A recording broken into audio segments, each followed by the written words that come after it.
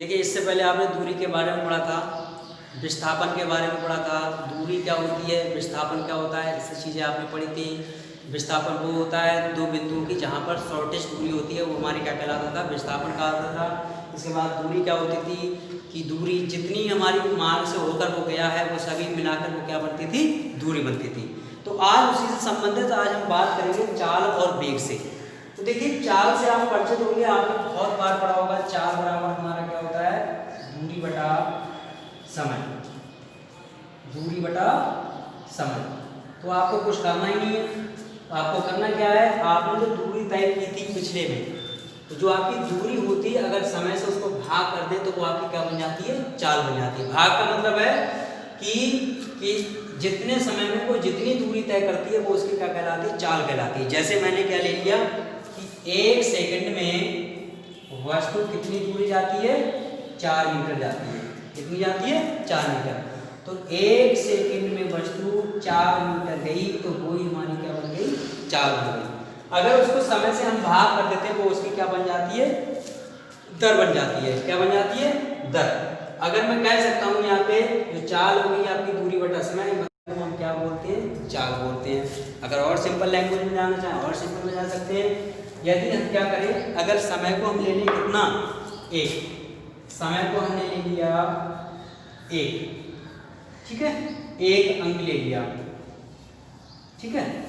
तो 1 अंक मतलब एकांक समय में, कितने में, एकांक समय में, दिखाई दे रहा, एकांक समय में किसी वस्तु द्वारा चली गई दूरी को हम क्या बोलते हैं, चाल बोलते हैं। देखिए फिर से देखिए, यदि हम समय को कितना ले लें, 1 ले लें, समय को हम ले रहे हैं यहाँ पर 1, समय का मान हो गया 1 और 1 का मतलब होता है एकांक, ठीक है।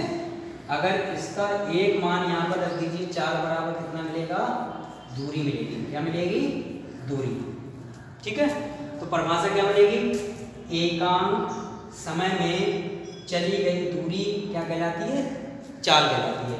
क्या लिखेंगे, किसी गतिशील वस्तु द्वारा एकांक समय में चली गई दूरी को हम क्या बोलते हैं, चाल बोलते हैं, ठीक है। इसमें दिशा नहीं होती है, क्लियर।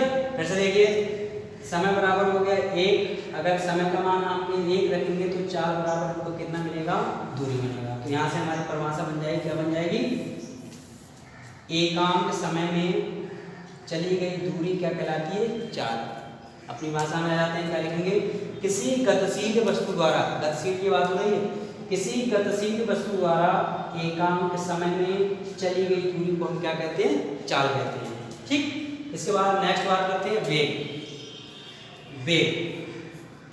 वेग में और चाल में कोई ज़्यादा अंतर नहीं है, सिर्फ अंतर यह है इसमें आपकी दिशा नहीं होती है और इसमें आपकी क्या होती है, दिशा होती है। ये दिशा सहित चाल होती है। क्या होती है, दिशा सहित चाल। तो ये वेग में क्या कर देगा, ये आपको दिशा भी बता देगा। तो दिशा के साथ जो चाल होगी वो हमारी क्या बन जाएगी, वेग बन जाएगी। तो वेग हमारा क्या होता है, वेग बराबर हमारा होता है विस्थापन बटे समय, विस्थापन बटे समय, ठीक है। यहाँ पर हमारा क्या होता है, विस्थापन होता है। विस्थापन क्या होता है, दो बिंदुओं के बीच की शॉर्टेस्ट डिस्टेंस, ठीक है।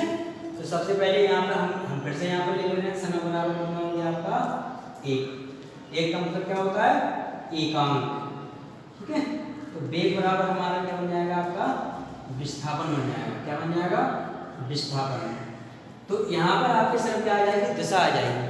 तो यहाँ पे क्या लिखेंगे, किसी गतिशील वस्तु द्वारा एकांक समय में, एकांक समय में किसी निश्चित दिशा में, किसी निश्चित दिशा में चली गई दूरी या विस्थापन वो हमारा क्या कहलाता है, वेग कहलाता है। क्या कहलाता है, वेग कहलाता है। इसमें आपकी दिशा होती है, इसमें दिशा नहीं होती है। तो आपको क्या बनेगा, एकांक समय में चली गई दूरी को क्या कहते हैं, चाल कहते हैं। इसमें क्या लिखेंगे आप, इसमें लिखेंगे एकांक समय में किसके द्वारा, गतिशील वस्तु द्वारा, किसी गतिशील वस्तु द्वारा एकांक समय में चली गई दूरी या विस्थापन को हम क्या बोलते हैं, वेग बोलते हैं। फिर से देखिए एक बार, ठीक है।